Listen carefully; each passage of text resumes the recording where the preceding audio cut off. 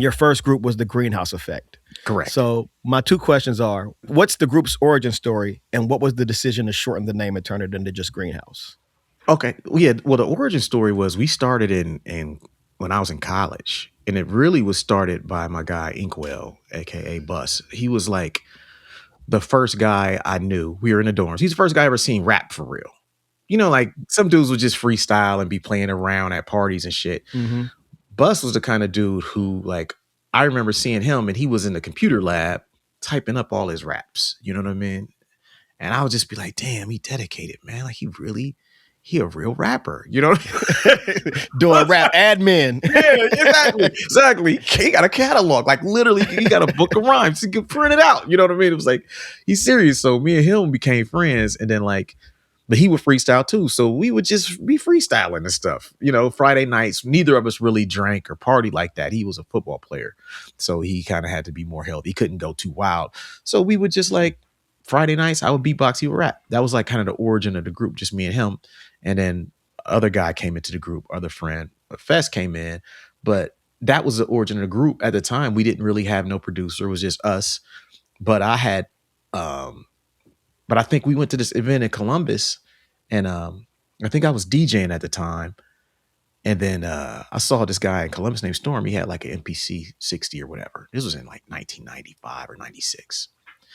And I just saw it, and I just seen him hit Prips play in the pads. And then 90, you saw that shit was like alien technology. You know what I mean? It was like, what the fuck is that? Yep. He's just playing crazy shit. And you're like, oh my goodness.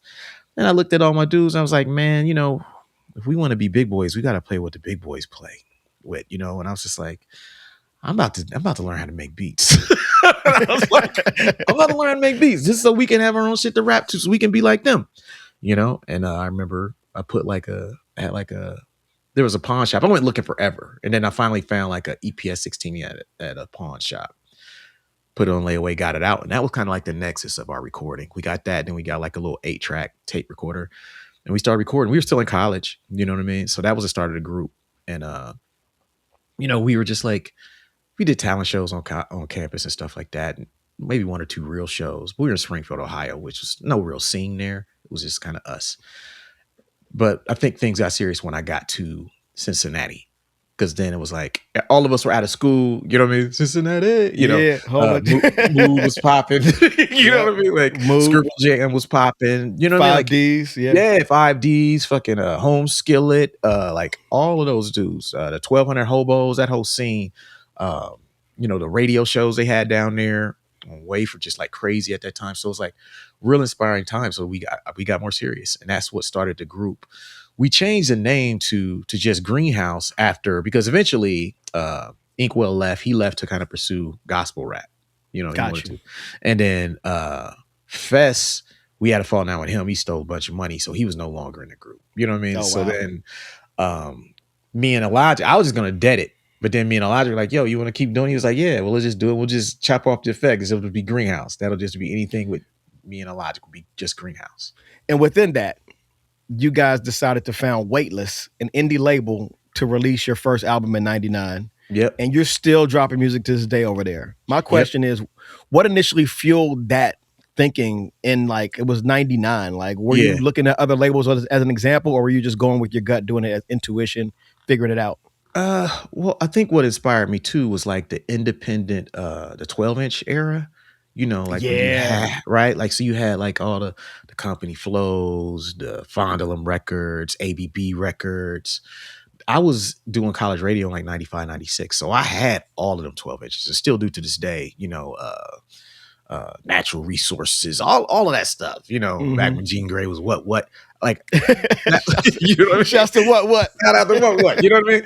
I got that record, man. That was a phenomenal 12-inch, but I had all of that stuff, so I was aware of all of that. But people weren't really releasing albums at the time. They were more in the 12 inches. So I was like, if we want to put out something, we can't afford to do 12 inches. And I also kind of peeped early on that, like, we weren't going to get signed because people weren't necessarily checking for Ohio like that. Like the megahertz that they were our first guys to kind of make it out of our scene in Columbus, by getting on Fondle for a 12-inch. But the politics just wasn't really, they weren't really checking for us. We weren't as, like, I'll say, conventional hip hop as them. We were kind of some Midwest hip hop shit, in my opinion. Yep. And I think that's why we never quite fit into that. And so I was just like talking to everybody like, look, man, we can sit around waiting, or we can just put in $200 each and put out a tape. And that was just the conversation. So everybody put in $200 or $100, and then we just went and bought a bunch of tapes and dubbed them ourselves.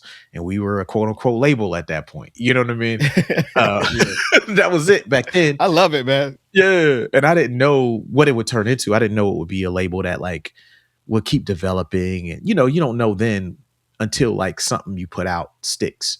And so I think when Unforeseen Shadows came out, when Illogic's Unforeseen Shadows came out, that kind of made us really see like, oh, you're going to put out some things that might stick, and you might have to be better at this, Yeah. learn distribution. So I learned as well, just like from Sadiq at Rhymesayers, they were kind of a step or two ahead of us. So as soon as I met him in maybe 90, I think a 98 Scribble or something like that, 99 Scribble, same time I think I met Atmosphere and those guys, he and I just became cool, really cool, because like obviously the artistic stuff, but he ran a label, I ran a label. So we would always talk on the phone about just like, label shit. Like, what's the end cap? What's the proper distribution deal? You know what I mean? Like, Yeah. What's the pricing and distribution deal? Like, how much should you get back? What's the one stop? So I started learning all of that stuff right out the gate. So within a year or two, by the time we got 2-3 releases in, we had deals to get our vinyl press. We understood, how to sell through, how to get paid. We becoming more of a real label. I understood publicity and all of that stuff. So like, we kind of became a label out of necessity. Gotcha. Primarily. Yeah, you said end cap, man. You just gave me fucking Vietnam flashbacks. Like, oh, exactly. Back when getting in Best Buy was a big deal. Yeah. It mattered, man. It mattered so much, man. That's crazy. Holy shit.